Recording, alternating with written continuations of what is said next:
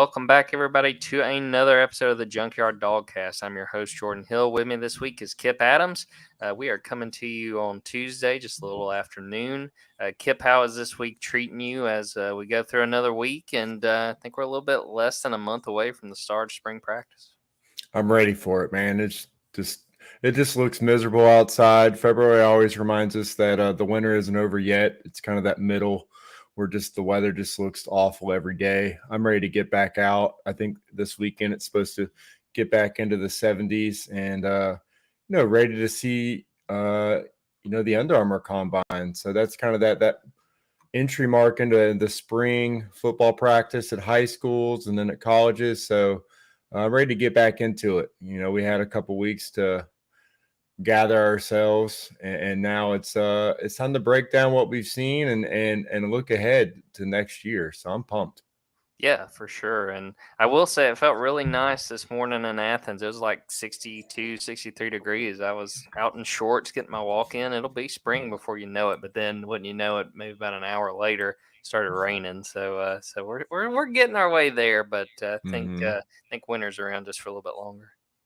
Yeah, this is just that middle stage. Let's get through it together and get back to talking about some football. So last week's episode, we were going to talk about our stat predictions and some of our team predictions for Georgia going into the 2022 season. And lo and behold, had offensive coordinator news. Todd Monken leaves for the Baltimore Ravens. Mike Bobo is immediately elevated. Before we go into today's episode, the actual stat predictions, looking back at how we did, Kipp, we're a little bit removed now from the hire being made on Mike. We talked a good bit about it last week, but any other thoughts you've had on the hire? Anything that maybe has changed your mind in the time since the hire was made official? It's really, you look at the roster and the way it's constructed. The offense has got a lot of experience coming back, and at the same time, Mike Bobo watched what needed to happen last year with Georgia, and had an active role in it. With the fact that they talked about him, his role as far as riding up the red zone and making sure that they're strong in that area, and lo and behold, they were, the best in the country in that. So it seems like he had a positive impact on the offense last season. I mean, I am interested to see what Kirby Smart does with a couple of support staff roles he has, because obviously Mike Bobo had that role last year as one of the analysts, and Buster Faulkner, worked with the quarterbacks last year. And so, I'm interested to see just how that structure goes down. Obviously, there's still plenty of coaching movements to be made and staff positions to be added, for Georgia. And, thinking about that last year, where even though you had Todd Monken as the offensive coordinator, they each had kind of positions they still worked with Buster with the quarterbacks and Bobo, I think, with tight ends and wide receivers, if I remember correctly. So there's a couple positions there that are important for Georgia, and I want to see, whether or not Mike Bobo has, how much say he has with that, or if it's someone that has experience working with him. That's still an intriguing aspect of this coaching staff that, is still unsettled. So that's an important aspect. And then again, when we see him out there in spring football, just if anything's changed, it'll probably just be some terminology. I think it's probably going to look about the same as it has the last two seasons. Yeah, I wanted to point out a quote that David Andrews gave me. I had a chance to talk to him, and I would encourage you guys to read that story I wrote, just talking to a few former players on Mike Bobo. But this quote really struck me. He was talking about the success Georgia had with Mike Bobo the first time around, and basically how much should be attributed to Mike. And David said there were some really great talents, obviously, but if you look at these teams that Georgia's playing with now, the roster this year is more talented than all my teams I played on combined. That's just the truth. If you find a player I play with that doesn't say that, they're crazy. That's just the truth. And he pointed out, obviously, there were guys like Todd Gurley and some big-time playmakers there. He pointed out Aaron Murray set several records. But, I mean, for a former player to say that, there was a lot of talk from people saying, well, look at how much more talented Georgia is now compared to the first go-around with Mike. It was really telling to me to have a guy that, He's still in the NFL. David Andrews isn't a scrub. This guy's been playing for a while, and he's saying, they have so much more talent to work with this time around compared to the last time Bobo was the offensive coordinator. Definitely. And again, like I said, he's been able to learn, in good times and bad. He was there during Georgia's most prolific 3-year run that they've had to date. When he opened it up, they started running formations they had not seen at Georgia. They were running 5 wideout sets. They were running no huddle. They were running pistol. They were adding new formations during his last stretch at Georgia, where they set the program record with passing yards, despite having players injured left and right, where they set a scoring record with 41.3 points per game that still holds up to now. That 3-year stretch is what got him, the chance to be a head coach, the chance to learn a lot, and the chance to work with less talented rosters, at South Carolina and Colorado State. So now he's got the most talent he's ever had. He's learned a lot. He's watched as offenses have evolved, and I think he's probably evolved as well. He would probably admit to you that, he would not call it the same way, if you had another chance to run those offenses. So I think for everyone looking and worried about a just run, pass, I don't think that is going to be something that Mike Bobo does. And I also just don't think that Kirby Smart would allow something like that to happen in his program. And he made the hire with Mike Bobo knowing that they've both learned a lot over the last decade, and they're ready to implement that, what they've learned with Georgia, bringing back a ton of talent on the offensive side of the football. Plenty to follow with that going forward, and once we get into spring practice. And for those of you who are listening live, we're recording this, like I said, Tuesday, a little afternoon. Hoping to have a story on Todd Monken this afternoon. He's scheduled to speak with the Baltimore Ravens, and probably going to listen on that, see if there's anything worth passing along, anything Georgia related as he settles in Baltimore. So, Kipp, let's get into the main reason for this episode. Before the 2022 season, we both popped on a podcast, set some over-unders, talked about what we thought where some of these players would end up statistically. Some of the numbers, man, we look really smart. We look like we know what we're doing. Other numbers, just a little bit off. But on the whole, I thought we held up well, and we'll run through some of these players, and then probably take a break and then talk about what we had expected for the team and see how it wound up playing out. We're going to start with the guy that was sort of the most talked about player with Georgia this season, and it was quarterback Stetson Bennett. So the over-unders we had set going into the 2022 season, 68% completion percentage, 3,100 passing yards, 33 touchdowns, 8 interceptions. So to run through this, Kipp went over on the completion percentage. He said he would throw over 68%.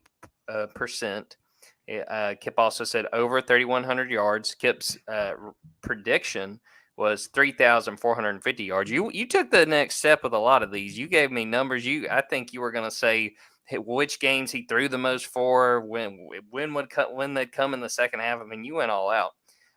Over on 33 touchdowns, over on 8 interceptions. So I went under 68% completion percentage. I also said over 3,100 yards. I said over 33 touchdowns. I said that would be 35 passing touchdowns and over 8 interceptions. So Kipp, you hit the completion percentage and you hit the passing yards, and I only hit the passing yards. So he ended up with 68.3%. So we had the right ballpark. We set it right at 68.0, and that was a career best for Stetson. 4,127 yards passing. He became the first Georgia player to have that many passing yards in a single season. We were under on the touchdowns. We had it set at 33. I believe he threw 29 in the 2021 season. Only throws 27 touchdowns, though he did contribute a few running the ball. And then he actually went under on the interceptions, only 7 interceptions. So, Kipp, what do you make of the numbers and just generally how Stetson played and how this all played out? Yeah, you mentioned the touchdowns at 33. I think he ran for 10. So he contributed to 37 touchdowns last season. And the completion percentage, that just feels like kind of a natural progression. that we talked about that full off season working under Todd Monken, and the first chance he was going to have to just kind of go into the offseason as the unquestioned starter, and that chemistry, he was going to benefit from that. And I think he did, throughout the year, regardless of which playmakers were healthy at the time. Stetson Bennett had great chemistry with his pass catchers and the offensive line in general. The offense flowed very well.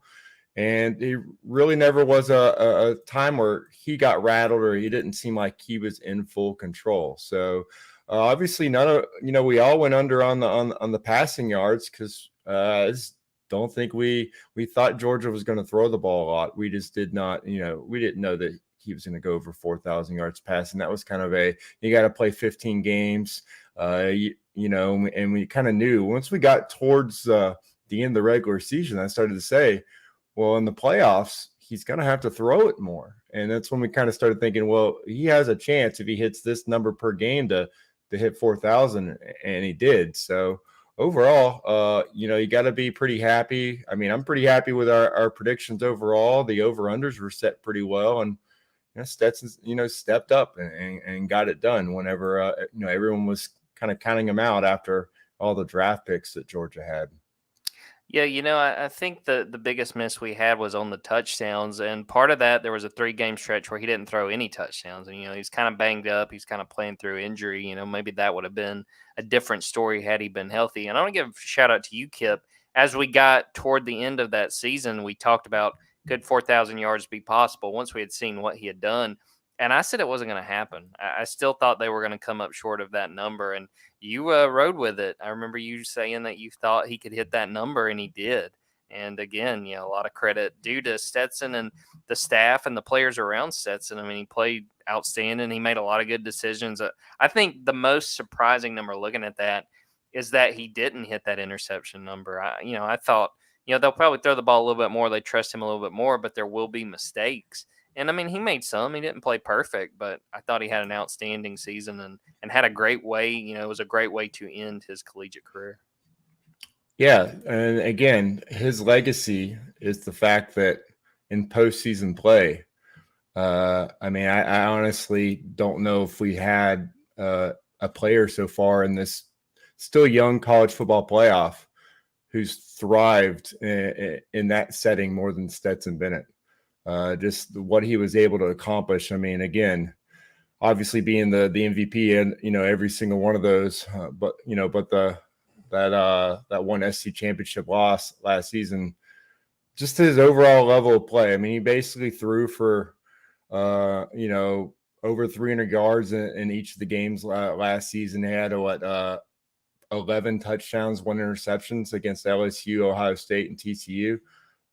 When they needed him most, and Stetson Bennett stepped up, and that will be his legacy. I mean, looking at the last decade, the incredible playmakers we've seen in college football, Stetson Bennett's absolutely one of those guys when it comes to the postseason play, and I think again it's a credit to him and his own development, and again, Todd Monken and Georgia putting him in a situation where he could thrive when they needed him to.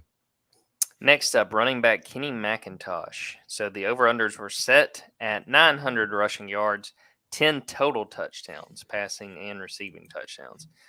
So Kipp went under on the rushing yards and actually it was set at 10 rushing touchdowns. Kipp went under on the 900 rushing yards, under the 10 rushing touchdowns. I do think you said he would hit 10 between his rushing and his receiving touchdowns.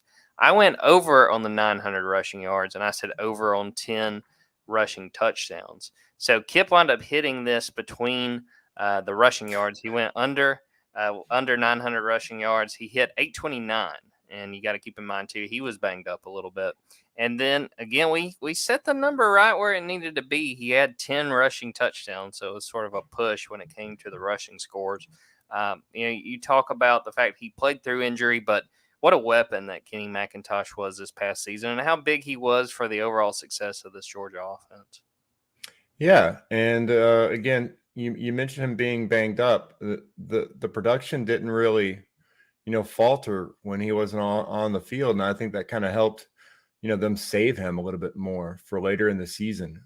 You look at Kendall Milton whenever he came back healthy, that was big. Branson Robinson as a true freshman getting some important reps, and definitely Daijun Edwards was outstanding. Every time he was on the field, you always thought, well, gosh, why doesn't he get more touches? It just seems like that he makes the most of every carry he got. But, that rotation helped keep, Kenny McIntosh as fresh as you possibly could for later in the year and when they needed him to make big plays. But, yeah, that he was, you looked at what James Cook had done the year before, and you're like, well, Kenny McIntosh is going to slide right into that role, and he really did. I think, that will be, that type of having a playmaker back there will be something that we'll probably be looking to see for the next couple of years, where Georgia can find that type of player, because now we're going to learn that it's rare just to have someone who can catch passes out of the backfield the way he does, make plays outside, make defenders miss in the open field. He did a little bit of everything, and he did it all really well. So it was big having him come back for last season. And, I think it really benefited him as far as the NFL draft, because he definitely showcased what he can do. And it seems like his game is definitely made for the pro level. Looking at his numbers after the season, I got to admit, I was surprised that he was under 900 yards. He wasn't necessarily keeping a tally as we went, but it's just because he was still so productive as a receiver, and the ways he made plays outside of that. And, a lot of questions we've gotten going into spring practice is, all right, well, who's the next guy up as a pass catcher among the running backs? It's not that easy. It's not going to be just, okay, well, this guy's up. I mean, you had two really good pass catchers in James Cook and Kenny McIntosh, and now they're moving on. And that kind of production is going to be very hard to replicate. And I think Georgia fans are going to see that, and we'll see how those guys work on that. But I think you're going to find out, wow, we kind of had something special here, and it's not just kind of plug and play as far as running backs who can be that dangerous catching the ball out of the backfield.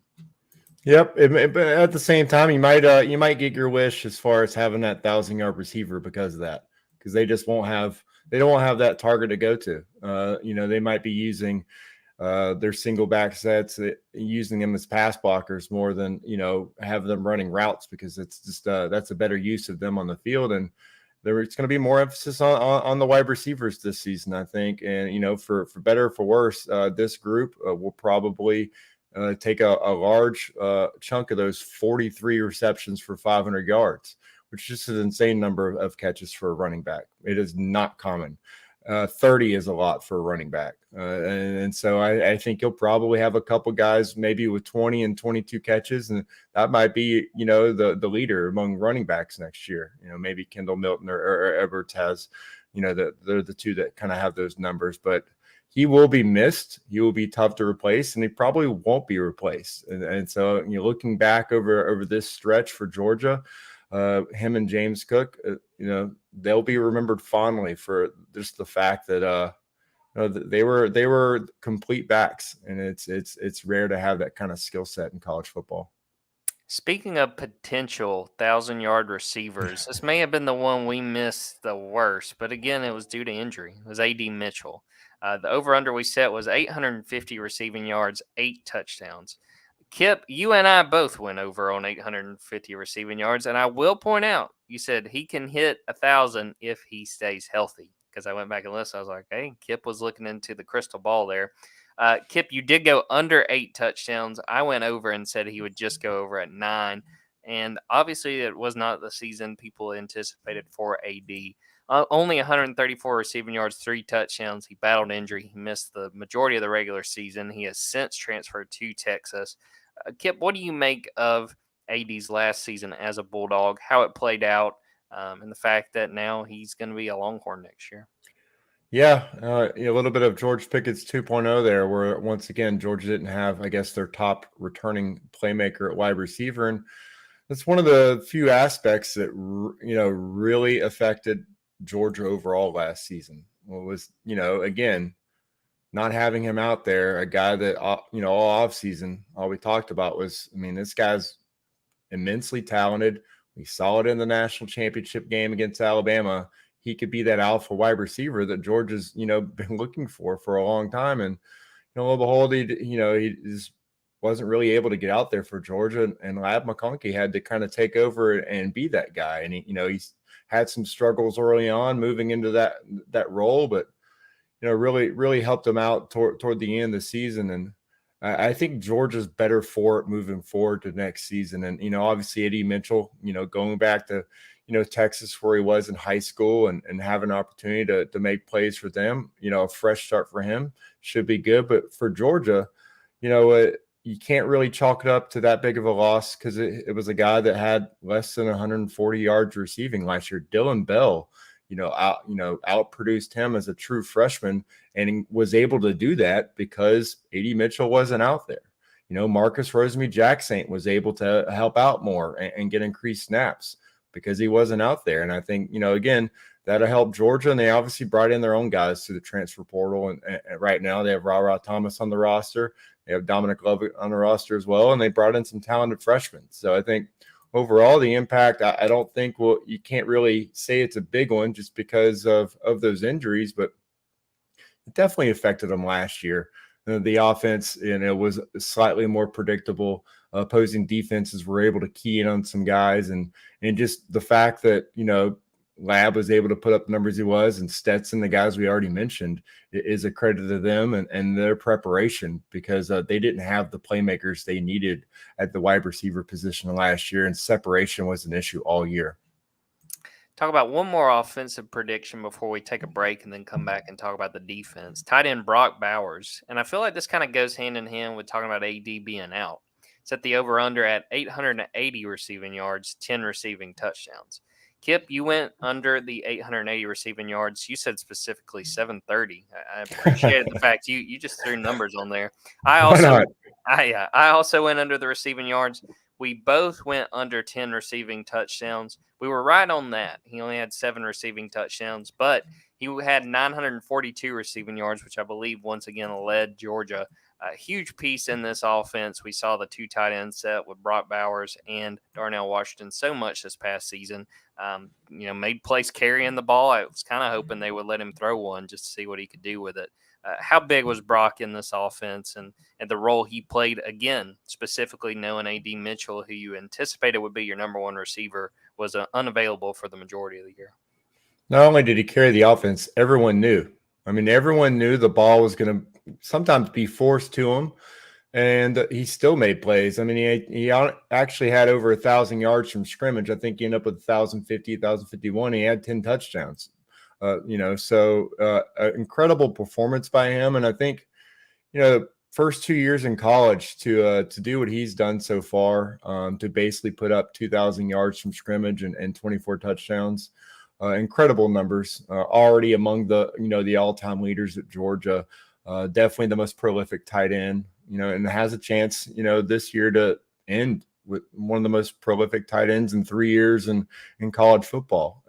And so you look at what he's been able to do. It's truly impressive. He came in, ready to make an impact, has not slowed down, is ready for whatever role they have for him. And I'm interested to see how, Mike Bobo uses him, because it's obviously he's able to move all over the field and just is a natural with the ball in his hands or when the ball's in the air. So I think, he's going to be remembered. That play against Ohio State last year, we're still kind of, shaking our heads and wondering how he was able to do that. And, in real time, just to have the, just the mental acuity to make that play, to get the first down and to stretch your body, contort your body like that. That's not even rare. That's, it's almost superhuman. So he definitely did not have a sophomore slump. I know that, the numbers from year one, he should have been, the returning Mackey Award winner. He should have that award twice now. I'm never going to stop saying that. But I think the fact that he is not slowed down, never really had an off game, but definitely saw double teams, bracketed coverage every single week. You got to tip your cap to him. And this, he is one of the best players in college football, probably a top 10 overall player coming back in college football, and a guy that, should hear his name called very early when the NFL draft comes this time next year. You look back at Kyle Pitts and when the Atlanta Falcons took him pretty early. Not sure any tight end should be taken that early, but definitely Brock's one of those guys where you're looking at a potential top 10 overall pick just because the guy's just an incredible playmaker. We're going to take a quick break. We're going to come back and look at our defensive predictions, our special teams predictions. Kipp, I did not remember that we went all out with special teams as well, and also talk about what our season predictions had been for Georgia and how that played out.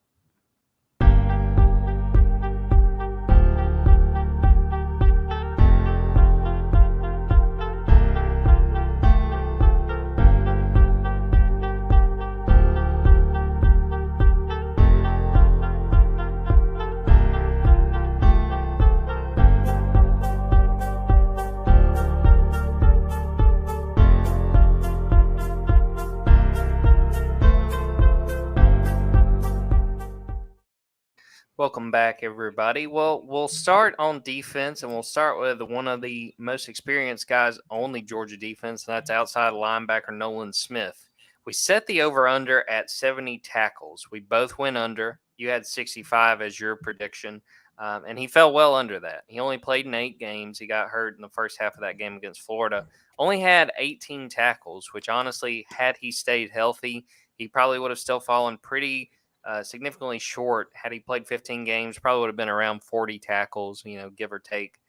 Maybe if he had some really breakout games. It's one of those things where his numbers didn't pop off the charts, but I do think that he played a significant role in the start of this season, and Georgia had a huge hole to fill when he got hurt. What did you make of Nolan's last season as a Bulldog, and even your thoughts as he gets ready for the NFL draft? Well, definitely disappointed for him. Everyone has to be impressed with the role he kept, following his injury, staying in that leadership role, when they needed it. As far as the tackles, yeah, you thought just kind of that natural progression. The fact that Georgia was losing their top 3 inside linebackers, and Nolan was coming off a year where he had 53 tackles. You thought, well, he's probably going to fill in that role, get some of those tackles just based on snaps being played. But Smile London and Pop Johnson stepped in and took over those roles, very well. And then you had the emergence of freshman Malachi Starks. And I know that Rusty talked about the impact he was probably going to make. We knew coming in as a 5-star that, he had a lot of talent. I don't know if everyone necessarily knew he would end up third on the team in tackles. So I think he kind of took a huge chunk of that production. And that's great news for Georgia because he's obviously coming back. You're going to get a couple more years out of him. So again, injuries affected a lot of our predictions, as they're going to do when you're making them about individual players. It's also looking back on this, you can see Georgia wasn't healthy the whole year and went 15-0. So again, this is about building out depth on a roster and being able to sustain and overcome injuries. That's recruiting right there. Because next man up mentality, it's cliche and everyone says it, but if you can actually do it and kind of maintain that same kind of production, and Georgia had an elite defense last year with one of its best players on the sideline for most of the year. So, for Nolan, he did not get the chance to kind of show what he could do another year and kind of improve that draft stock. So, it's definitely unfortunate for him. We'll see what he can do at the combine where he is as far as, his health and everything with that. But again, injuries are going to affect these kind of predictions. They obviously did, but some other guys, some new faces stepped into those roles and were able to prevent big chunks, big plays. And I think that bodes very well for next year's defense because all those guys I just mentioned, they're coming back next year for Georgia. We mentioned injuries affecting some of these over-unders, and I think this may be the most blatant, probably besides AD, and it's Jalen Carter. We set his tackle for loss number at 9.5. We both went over. You had 10.5, and I did not care to give a specific number, but he ends with 7 tackles for loss. And, he played through injury for the better part of that season, missed some time because of it, some of the injuries he was dealing with. But still, what a force. I think that says anything, more than anything, is that he was banged up and he was still so huge on that defense and the plays he made when he was out there. I think what he was able to do at Georgia shows you why he's got a really good chance to, if he's not the number one pick, he'll probably be the next pick that's not a quarterback when it comes to April. Yes. I mean, when he was on the field, it's just like the year before. When you had Jordan Davis out there, that defense just looked different. And, we spent the offseason saying, well, some of these scouts said, the Georgia's best player on defense didn't start. And it was Jalen Carter, a guy that had 8.5 tackles for loss as a non-starter for Georgia. So you look at our predictions, you felt okay. I mean, having 2 more tackles for loss when you're the man on that defensive line. Now, granted, you're going to get those double teams, every single defensive series, and he did, but they basically got a half season out of him, and he got 7 tackles for loss. So he still, he still gave it a run, and I think that's just another aspect of Georgia's defense last year was, those explosive plays in the backfield early in the year. We were talking about that. Like, they are not affecting opposing quarterbacks. And then it became the, how important are sacks? Kirby Smart's getting asked that every week. He's talking about, just havoc plays affecting quarterbacks. But overall, you knew that, when he wasn't on the field, they were having to kind of manufacture a little bit. And I mean, Mykel Williams definitely stepped up as a freshman. And when he was healthy, had an impact in that, as far as creating those havoc plays, but they had to do some things differently. And I think that kind of goes to the coaching staff where, you have guys like Smile Munden and you have a DB like Javon Bullard with 7 tackles for loss that kind of stands out. Chris Smith, Kamari Lasser, each had 5. You just kind of had to change it up and give different looks as much as you can to keep opposing offenses from, being able to predict what they're seeing in the pre-snap. But yeah, for Jalen Carter, his impact per snap on the field had to be among the highest in college football. He made the most when he was out there, and maybe had 2 subpar games in his college football career. I think last year against Florida wasn't his best game. And then, obviously that Ohio State game, I mean, he got gassed. There's no other way to put it. But I think probably every person on that field was pretty gassed. It was a shootout. And, those things happen. I don't think that's going to affect his stock, but it's just definitely something you look and go, all right, there's an area of improvement for him. But still, he is one of the most explosive defensive linemen I think we've seen in college football the last couple of years. I think the combine's probably going to bear that out. I think he's going to do pretty well on the bench and should probably do pretty well on that 40-yard dash as well.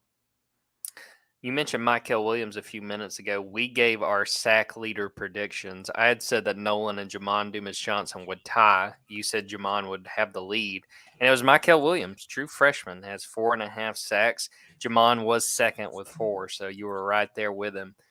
But man, what a first season from Mykel Williams, a guy that had a lot of hype, but was walking into some real high expectations. And he came in, and even back during media days in July, Kirby's talking about Mykel being out there on Sundays hitting the sled and putting in the effort, and you never heard anything differently. And I think if you're a Georgia fan going into this season, when you look at the sophomores, and you had a lot of guys who stepped up and played well, and Malachi's among them, but I would not lose track of Mykel Williams. I think he's a guy that going into his second season, I think he could make real strides, real noticeable strides in his game going into 2023. Yeah, and he was a guy that was banged up as well. So his numbers, I mean, the stats could have been even better. And I think, and then you also just look at that position in general. You look at Marvin Jones Jr. banged up. You look at Darius Smith, a guy that every time we saw him out there, he impressed. His athleticism is incredible. And getting another year in the strength program for all 3 of those guys, can only, be good for them. And again, that was the position. If we were talking about position last season, that was a question mark. wide receiver, sure, but that edge defender position and making plays in the backfield was kind of the one area where you saw room for improvement. And you look at Michael Williams coming back, and then you also just think about the fact that his role will grow and he's ready for that. And then the guys that they just signed, the edge defenders, the three guys they signed are all top 50 recruits, all guys that are kind of in that same talent range as Michael Williams and Marvin Jones Jr. That position room, right now is still young, but I think it's as talented as it's been under Kirby Smart right now, which is saying something because they've had some guys back there, Lorenzo Carter. They've had some talented guys back there, Aziz Ojolari, but right now that room, stock up for them, and I think stock up for Georgia as far as pass rusher overall is concerned. Last defensive player that we gave over-unders on was Keely Ringo. Over-under we had at 3.5 interceptions. We both went over on this number. You said 4, and it wound up being 2 interceptions. Not quite as productive as we thought he would be. I will say, I was kind of hard on Keely through the year, and I think at times he was unfairly criticized for some of his play. I know he got a lot of heat for the Peach Bowl, and I thought he played pretty well. It was some of the other guys that kind of struggled. He had his moments. One of those 2 interceptions was one of the big plays of the season, in my opinion, against Tennessee when he picked off Hendon Hooker when Tennessee was trying to drive down and answer Georgia and try to keep up. And really, it seemed like from that interception on, that game was pretty much locked down, and you knew Georgia was going to win it. What are your thoughts on Keely, the season he had, and what he was able to do in his last season with the Bulldogs? He was playing with much younger players than he was the year before. I mean, he went from playing with Lewis Seen. You had Chris Smith out there. You had William Poole in a big role, but you had Darion Kendrick opposite you as well. A guy that had played a lot of football and had been a starter before. Now you got, again, Javon Bullard moving into a bigger role. Kamari Lassiter, obviously a move up for him, but also, again, we mentioned before, Malachi Starks. And you had a lot of youth out there in the secondary, and so there was a lot of asked to him. And Georgia asked more of its cornerbacks than I think any school in the country. They asked him to go out there and play on an island, on every single snap. And so there's no hiding it. There's no hiding what you're doing out there at all. And so, whenever everything's going well, you're just not hearing about them. There weren't a lot of plays made on the ball in general. So that over-under wouldn't have hit on anyone for Georgia last year. Chris Smith led the team with 3 interceptions. Nobody had over 7 pass breakups as far, that stat, it's tough to be accurate on that. It's tough, as far as pass breakups, but, the year before there were 2 guys with 8 and another guy with 9 last year. And Latavius Brini had 8 pass breakups last season. No one on the team had over 7 this season. So there wasn't a lot of plays to be made on the ball. And I think that's a credit to them in coverage. So I think that Keely Ringo, again, he's under the microscope. His size always stands out. He's a big guy. Straight line speed is very impressive. When you're having to come back to the ball, it's not easy to change directions. And those were routes that he kind of struggled with. But overall, played well. Played well when they needed him to. And I think it's rare to have that the ability to move the way he does downfield at his size. And I think that will do him well in whatever role he plays at the next level. But he got it done. I've definitely seen cornerback play, at a much lower level than what he gave Georgia the last couple of years. But at the same time, it also made me look at Kamari Lassiter and say, wow, this guy is a football player, an incredible player, and Javon Bullard as well. Those are just kind of guys that I think kind of epitomize that they are exactly what Kirby Smart looks for in his DBs. Keely Ringo is just one of those guys where you bring in, you figure it out later, and that's kind of what Georgia did. Go to special teams with Jack Podlesny. Over under, we said 83.0 on his percentage on his field goals. We both went under on that. He actually went just slightly over 83.9. And we'll go ahead and lump in Brett Thorson. The over-under we had for the Aussie freshman, we had it at 42.0 yards per punt.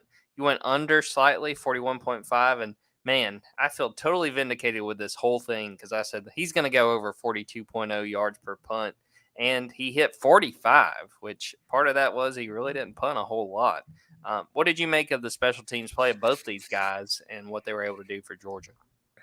Yeah, I think we kind of had a good feel. When you have a veteran kicker, you kind of see, at that point, you kind of know the tendencies, unless there's just a huge mental drop off, which happens with kickers. I've seen it happen before with returning kickers. Just that last year, the uprights seemed to get bigger for him, but he kind of just got it done, and every year it was kind of most of the time you knew he was going to be good to go. Pretty consistent career for him.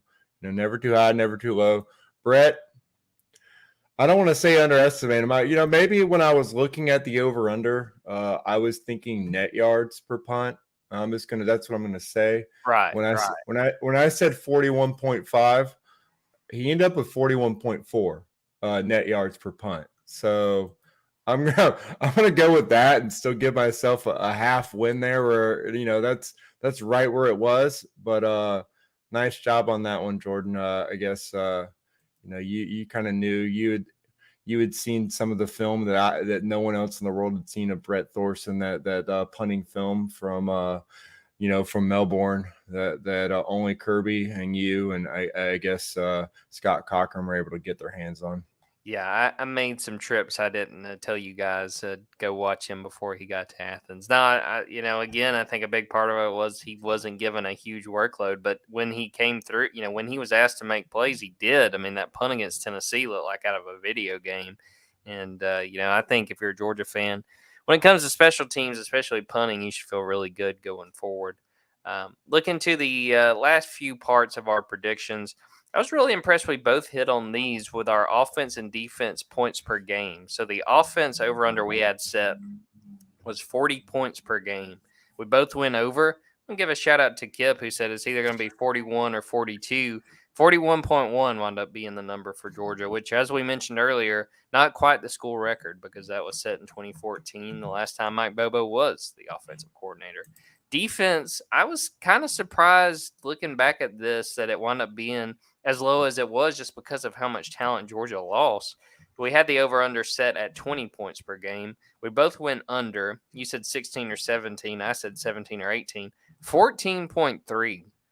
Just what were your thoughts on both these numbers? The offense, 41.1 points per game. The defense, only 14.3 points per game. How these guys played week in and week out. I don't think we should ever look at the NFL draft and make assumptions about the level of play for Georgia's defense. We watched the 5 first-round draft picks, 15 guys drafted from a historic defense. We thought they would go from, maybe the best to 5th or 6th. And honestly, just thought 15 points a game, that's a good goal to set because it's still one of the best defenses under Kirby Smart if you do something like that. But I think overall, what it showed me, not to say anything against Georgia's defense, but offense in college football struggled last season overall. I think I saw somewhere where it was one of the lowest scoring seasons, in the college football playoff era. And it was clear, it was evident. Offenses were not very good last year. And it definitely, Georgia's schedule, yeah, sure, it helped. But I don't think anyone expected Georgia to go out and keep Oregon out of the end zone. That was when everyone was like, wait, what? That 49-3 was kind of this, a lot of new guys and new roles, and yet they just come out and just, completely shut them down. That was when you just kind of knew that maybe this group is still going to be pretty good, and they didn't really get tested the rest of the year. And so, very impressive for them defensively. That kind of stood out. Again, you have a returning quarterback like that, your offense should be pretty good. And, they're not lacking for talent over there. And then did a pretty good, they did exactly what they should have done on offense, which, again, we shouldn't just say, well, they did what they should have did. But a lot of times that doesn't happen. And we've seen it happen at Georgia time and time again. So for them to actually go out and perform the way they should, it's just a credit to the culture that Kirby Smart built with this program, the standard that they play to on a weekly basis. So I can't say I'm shocked by the offense, slightly surprised by the defense. And now we kind of have a trend going forward where, we should never really expect Georgia's defense to be anything but top 5 in college football as long as Kirby Smart's there. I think you nailed it. And the biggest thing to me on defense, if we would have even said, all right, we'll just set it at 15 points. I think if we'd have done that before the season, we'd been like, I mean, that's a pretty high standard given what they just lost. And they still would have hit that number. I mean, that to me is just so impressive. And yeah, I think we had high expectations with the offense given Stetson was coming back and they were hoping to have the number 1 receiver going through a season and that Brock was back and all those pieces of the puzzle. I think the defense to me, the way it played was the most surprising. And again, I talked about it a lot on here. I was expecting some growing pains, and then, mid-season, they're going to look back to where they should be. And they came out and only gave up 3 to Oregon. And it was like, all right, game on. I mean, this is what it's going to be this season. Well, yeah, go ahead. During the regular season, they were going toe-to-toe with the 2021 numbers, and then actually, ran into just an overperforming LSU team and obviously, a Heisman candidate at quarterback in the Ohio State game. But yeah, I mean, heading into the postseason, they were playing at the same level as the year before. And I think that was kind of what surprised everyone, that they didn't take a step back at all. And honestly, the defense the year before may have had, similar productions against those teams in the postseason as well. So that aspect moving forward, I don't think we should ever count out Georgia's defense. Looking at the season, we both predicted 12-0 in the regular season. And I'm not sure, Kipp, what your predictions were after that. I know I had them losing to Alabama in the SEC title game. And then I had it being Alabama, Ohio State, Utah, and Georgia in the playoff. Don't think I ever really put predictions past that, but I really thought that Alabama team in 2021 or 2022 was going to run through the competition with the guys they had, having Jahmyr Gibbs come in from Georgia Tech. And, I was wrong. I had a good sense of Georgia's regular season schedule. I didn't think there would be a whole lot of issues there getting through the season, but credit to Georgia. I mean, they took on all comers and played well and got the job done to go back to back. Yeah, I think we all kind of felt that regular season, Georgia shouldn't be having any issues there. We're now in the mode where you're trying to figure out, well, it's either, go undefeated in the regular season or you lose one and then you got to win the SC championship game. That's just kind of where Georgia's at right now. And I mean, that's where they'll probably be for a while. But yeah, I can't say anyone expected Alabama not even to get to Atlanta. You kind of look at the offense. You thought, okay, this is probably going to be, one of the most dominating offenses of college football, if not the most. And, their offense was right there with Georgia's last season. But the defense, giving up over 18 points a game, that is not something that Nick Saban's team is known for. And I mean, just that, that Tennessee game, I mean, they could not get stops. You saw it, in the line of scrimmage and in their secondary. That secondary is, I mean, that's where everyone talks about the fact that, they have Bryce Young and they didn't get it done. But, I look at that defense, especially in the secondary, and I wonder, these guys did not perform up to their, definitely their recruiting grade and just their overall talent level.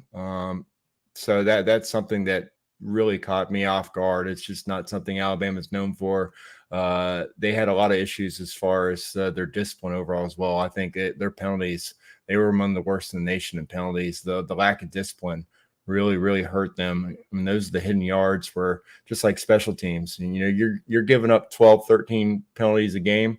That is not good, and that'll really bite you. And I think it did. I mean, but honestly, at the end of the day, they were 4 points away. When we started looking at the playoffs and the teams that were in there, they were definitely one of the 4 best teams in the country. They just didn't earn it. And so that's something that, we had seen before in the past with Georgia. There's probably a couple, the playoffs existed, during Mark Richt's time, they probably would have made a couple of those playoffs, but you got to earn your spot in there. And that Alabama team definitely did not. Yeah, you talk about undisciplined. That Tennessee-Alabama game, I'd never seen anything like that as far as how Alabama played. Wanted to tackle a question real quick before we get out of here. Craig Lawson, when we were talking about Mike Bobo, do we know if contact was made for former running back Thomas Brown when it came to OC? I've heard nothing to make me believe that happened, and a big part of that is that Thomas was being talked about as an offensive coordinator candidate. He has taken the job with the Carolina Panthers. I just don't think that was a realistic possibility with Georgia, and I do think that Kirby had a pretty good feel with the idea that had Todd Monken left, which he ultimately did, we got a guy in house that we really like, and Mike Bobo. And the fact there really was no search, one tells you that they had a pretty good sense what was going on with Todd, what was going on, and the possibility he could leave. But two, that there was sort of a succession plan ready. That hey, we really like our options with Mike Bobo, and we're going to run with him. Yeah, Mike Bobo's audition was last season. Spending that time in the film room, it wasn't just this is my guy, this is my buddy. It was not the buddy system for Kirby Smart, and it definitely was a situation where they brought him in. He saw how Kirby's running the program, and you have to commit to that. And I think that's exactly what Mike Bobo did. And he impressed him in the film room. He impressed him with adjustments that they made, and he impressed him with some of the plays that he drew up. Some of those plays you could see were similar to stuff that Bobo did at Georgia that they had success with, but there were new wrinkles as well. And I think both Kirby Smart and Todd Monken were very impressed with what Bobo did in that role last year, and I think they probably knew. Kirby probably knew, in December and early into January that Todd had his eye toward the NFL, and he already had that. He had already probably had that conversation with Bobo, probably already had the interview. It's pretty clear that Mike Bobo nailed the interview, and now he's the offensive coordinator with a chance to rewrite his own history. Georgia men's basketball minute, and we're going to try to get this in 60 seconds or less. They did a good job against LSU, finishing strong on Valentine's Day. Justin Hill hits a late layup to give them the win. They go to Tuscaloosa this past Saturday to play number 1 Alabama, and within about the first 4 minutes, it was clear what was coming. 108-59 loss. That was the 6th largest loss in terms of point margin in Georgia basketball history. You could tell Mike White was really frustrated after that loss, and Alabama just named the score, and you could see that in the final score. If you're listening to this live, they play at Arkansas tonight, which is Tuesday night. Going to be another tough test, and I think it's going to be another one where you may see the Bulldogs get pushed around. So the key going forward is this game Saturday at home against Missouri, a really good Missouri team, and then you get Florida at home the following week. I feel like those are two games they could really use before they end the regular season at South Carolina. Still don't know how realistic a postseason berth is going to be, whether it be the NIT or a different tournament, but a very rough situation coming out of that game in Tuscaloosa, and Georgia definitely looking for something positive as the regular season winds down. Go 2-2 and see what happens in the tournament. That's all you can really ask for right now. If you're Georgia, and Mizzou, South Carolina, those are two games that are both winnable. See what happens in the tournament. You get a win or two. Maybe you get some postseason play. Yeah, we're going to follow it and have everything you want to know and the latest updates on Georgia basketball as it happens. So we're going to get out of here. Appreciate everybody who tuned in for this long episode going through all those stats. Appreciate Kipp for popping on and helping me go over all of our predictions and celebrate the ones we were right on and maybe try to justify some of those we missed on. But appreciate everybody who tuned in live and is listening to this after the fact. We're going to end it there. For Kipp Adams, I'm Jordan Hill. Until next time, take care.